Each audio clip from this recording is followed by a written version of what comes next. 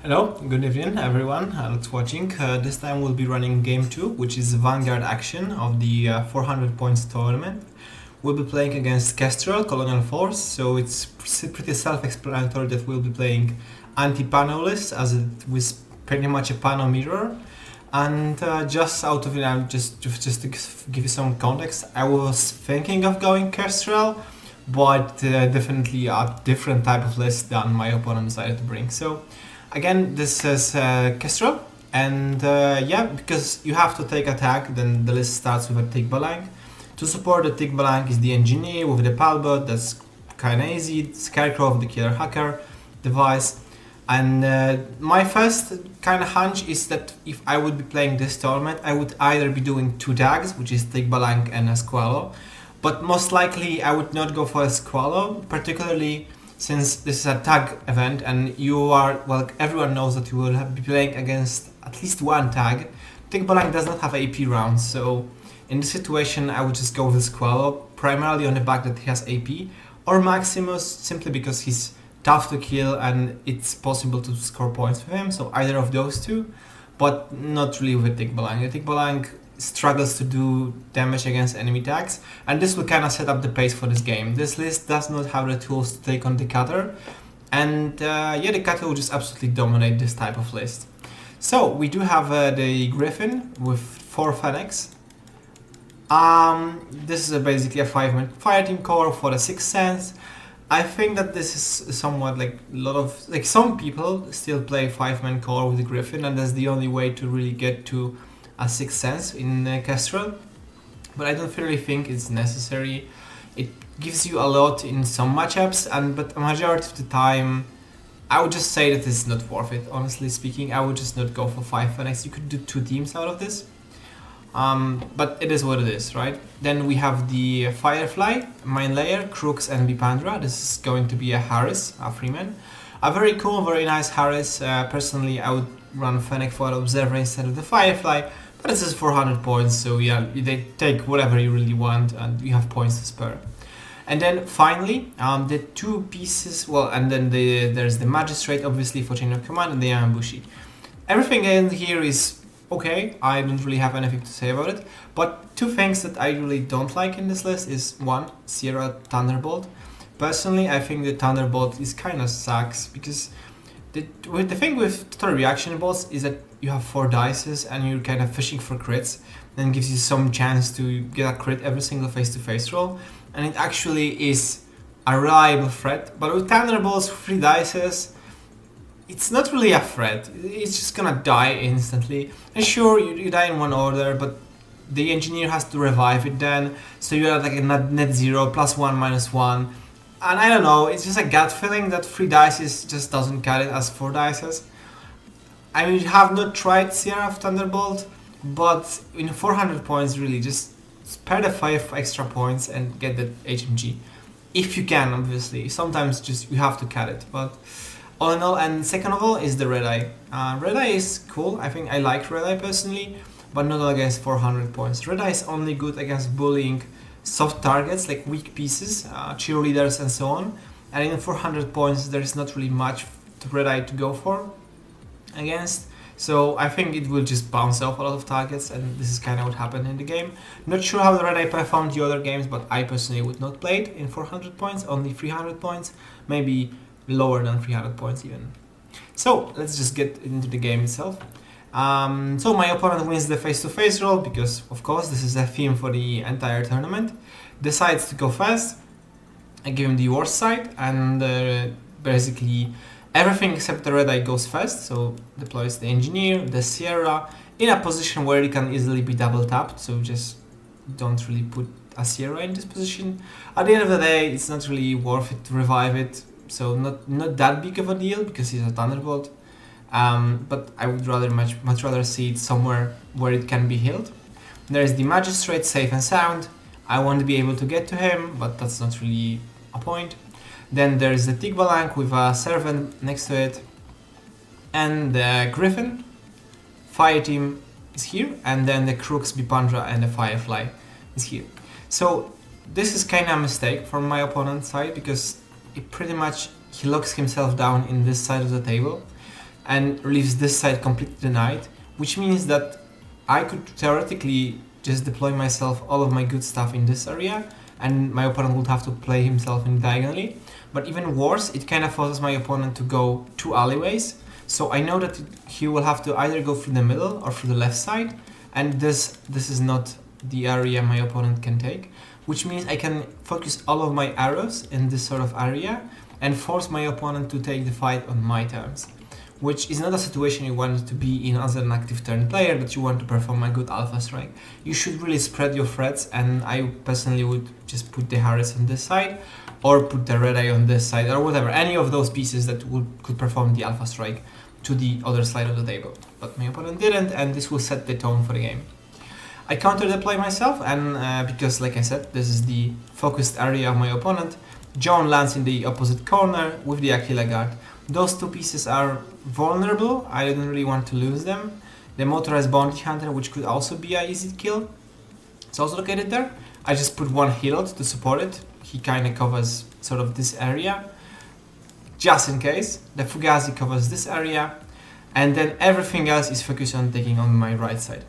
The Crooks, it's very tough to kill, I mean at close range, because at best 2 pistol it can defend itself in close combat, and it's unlikely the opponent's Crooks will just one-shot my Crooks, so he can be deployed aggressively, and he can also threaten the Griffin, which is located here, and this is like the only MSV my opponent has.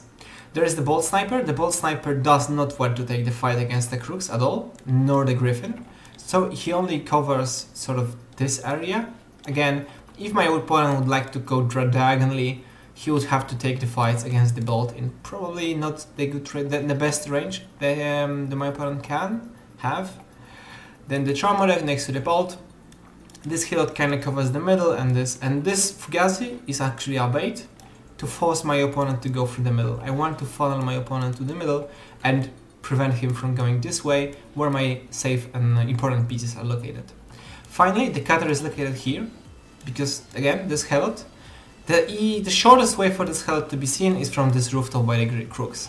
So I want to bait my opponent to going onto this roof, and then punish with the Cutter and shoot the Crooks down. If the Crooks is down, then this will make my game much easier in the long run. So this is the idea I have going in my first deployment. So my opponent very much obliges and decides to take the bait into the Fugazi, and advances the Tigbalang, deletes the Fugazi, tries to reveal the Helot but fails, and just chills there for a moment. In the meantime, the Crooks advances to then try to discover the Helot, which puts the Crux in exact position I was expecting the Crux to be. So I very quickly reveal my trap, I spring the Cutter, I take the shot against the Crooks, which is located here, I spring with the Helot. The Crooks, instead of dodging, decides to shoot into the Cutter, and like I think just the Cutter ignores the Hilot. Both the shots against the Cutter miss, but I connect with both the Cutter and the Hilot. Unfortunately, this only puts the Crooks down and not out. So he's unconscious, which can be revived by the Pipandra. So not ideal, but I kinda got the trap off. The Tigbalang then safely maneuvers to this area, kills the Hilot, and tries to put the shots downrange into the Cutter. This proves completely uneventful because it's inside of 16 inches, so the Tigbalang is hitting me on 6s. And I have armor 11, which means that the shots just bounce off and the Tigbalang kinda gives up and decides to retreat. And finally the Red Eye tries to just make something happen and position maneuvers around, takes the fight against the Bolt. Over 3 rounds of shooting, I think nothing really happens to the Bolt. I reveal the heals at some point, and the heal just gets killed by the Red Eye, and it takes 1 wound in the process from the Bolt. So we leave the turn with 2 Fugazis down, and 2 healers down and a Fugazi. We got the Crooks unconscious, but Dipandra healed him. So this was definitely not the best reactive turn I had, but you know, it could have been worse at 400 points. But yeah, it had better turns. But this leaves my opponent exposed and vulnerable to my counterattack. So I very much start with the Aquila. At this point in time, I see 14 models on the table, so I expect a blink somewhere. It costs pretty much the same as the Scarecrow under SWC 3, so I was expecting a blink, so that's why I started with Aquila. Importantly, the Cutter wants to take the fight against the Crooks, and I want to put every single shot into the Crooks, but at the same time I don't want to be shot by the Red Eye with the Blitzen. because I don't want to risk, you know, getting my opponent getting lucky and isolating the gather. So I start with the Aquila Guard. Aquila Guard maneuvers forward, takes the shots into Red Eye. Red Eye tries dodging, but it's immediately destroyed because Aquila is really good at shooting at mimetic targets. Then I use the new MSV3, shoot the Yamabushi through the smoke. It replies with a Panzerfaust, but it's promptly killed by the Aquila Guard. The Aquila then maneuvers around here, puts himself in this sort of area and chills. Joan also goes forward, sort of this area, to this position. And this leaves me with pretty much all of the gather. So the gather, there's the Aquila, there's the Joan. The gather starts maneuvering this way, takes first shot into the crooks. I land the hits, but the crooks just tanks it and goes prone. I then move this sort of area, take the fight against the Firefly, one-shot it, kill it with the burst, maneuver to this position, and then finally end up here behind the console, and then put suppressive fire into the Aquila, into the Joan and the cutter, and the crooks on this side of the table. And to finally wrap up the turn, I shoot the bolt. I use the bolts to shoot the Sierra Total Reaction. First shot the Thunderbolt crits me, I tank it, second shot I put the Sierra down and out. But this leaves the bolt exposed. And I make a huge miscalculations because I believe that the middle zone is actually 4 inches each side, when in reality it's 8. So this means that, the other way around, yeah, pretty much I miscalculate and I believe the cutter is my opponent's side of the table, like this strip of the terrain, and the tick balank is in the middle. This proves untrue because the strip is in the middle 4 inches, not 8, which all in all means that I miscalculate and we ended up, my opponent ended up taking the middle side instead of me, because the tick balank and crooks were both in the middle, while I was believing that the cutter was on my opponent's side instead of the middle. So all in all, we actually ended up this round down 1 point, which is hilarious. So up to my opponent's turn of attack, the crooks with the Plundra start moving this way. They take the fight against the Bolt Sniper, obliterate him because Albedo is really good, and then the crooks could go for this area play against this Crooks Knight, but I believe the Joan is somewhat covering this area, so instead the crooks goes this way, gets on top of the building and takes the fight against the crooks. At this point I make kind of a tactical mistake in the fact that this Valbot that's next to the Crooks Knight, I dodge, but instead of dodging into CC I decide to leave it here. The crooks shoots against my crooks replies with a pistol. I take a wound in the process and gets to this position. The knight of the enemy Crooks Knight is out of orders. I should have dodged into CC with the Palbot, but I do not, because in my head it's much more efficient to kill the cracks with gunfire instead of walking all the way there with a Crooks or a Joan of Arc, which proves actually a mistake because the crooks will actually do some damage in reactive turn, but you never know. Hindsight, right? And then my opponent makes a very big tactical error in which he gets desperate for killing this crooks for whatever reason. I don't think that the crooks was really that relevant. So the Tick Balang advances, moves to this area, tries shooting against the crooks, fails, then engages in a way that it denies me cover, but it gets extremely close to the Crux Knight. The Crux Knight successfully dodges, beats the Tick Balang, gets into close combat. So the Tick Balang is their stack. The Griffin on the other side of the table tries to take the fight against the Cutter from this angle. But the Cutter is in suppressive fire, we're on side of 24. It takes 4 orders. The Cutter takes a wound and the Griffin explodes. Goes unconscious, sorry. So there's that. Cutter proves to be a really tough nut to crack for the Kestrel, because there's no black air with MSV2 and K1. So this is the Tick Balang against the Crooks Knight. So, up to me. I decide that the best tool and the fastest and shortest distance is Joan of Arc, which just moves with one tactical order to here. Next regular order takes the fight against the crooks. I take a wound, and in the process the Tick Balang undodges from the Crooks Knight. I take one more face-to-face roll against the crooks and take a second wound with the Joan. So at this point I'm like, okay, I get it. Time for the big boy. I bring the Cutter from across the table. It takes me 3 or 4 hours to get into the position, which is kind of a long way because of the maze of the buildings. And I shoot the Tikbalang first, and I just one-shot the Tikbalang, like put him unconscious in one burst. I then advance to, advance against the Crooks Knight. I take a wound from the Crooks Knight, and then in the last final order, second to last, I kill the Crooks and put him down. I then put the Crater in suppressive fire and move the Aquila forward. At this point I have my opponent's side of the table, I have the middle, and my opponent has the side on my, like Bipandra controls my area because Joan retreated into the deployment zone. So up to my opponent's final turn, and it's really grasping at straws because Scatter is currently wounded. He's down to 1 wound.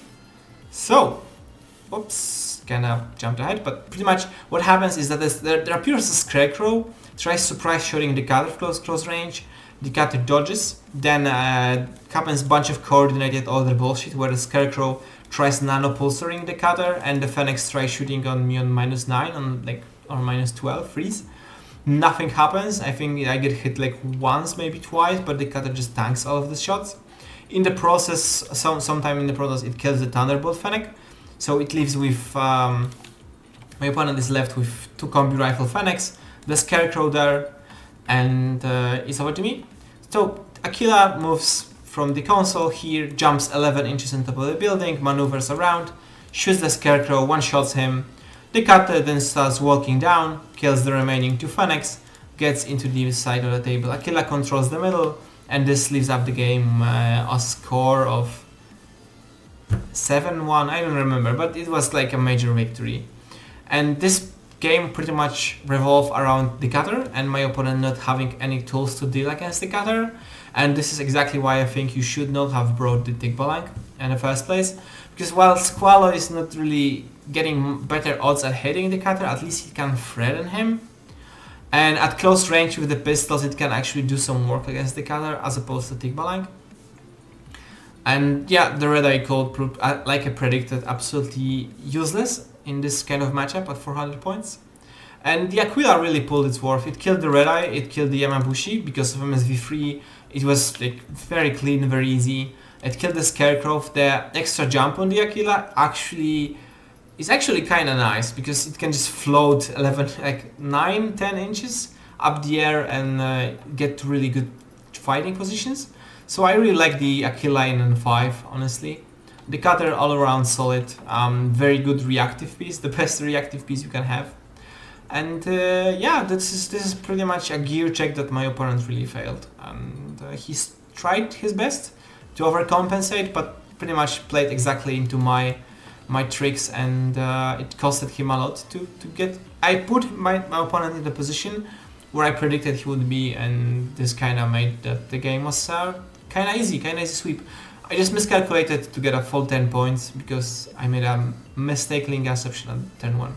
Thanks everyone for watching, and I see you next time. Bye!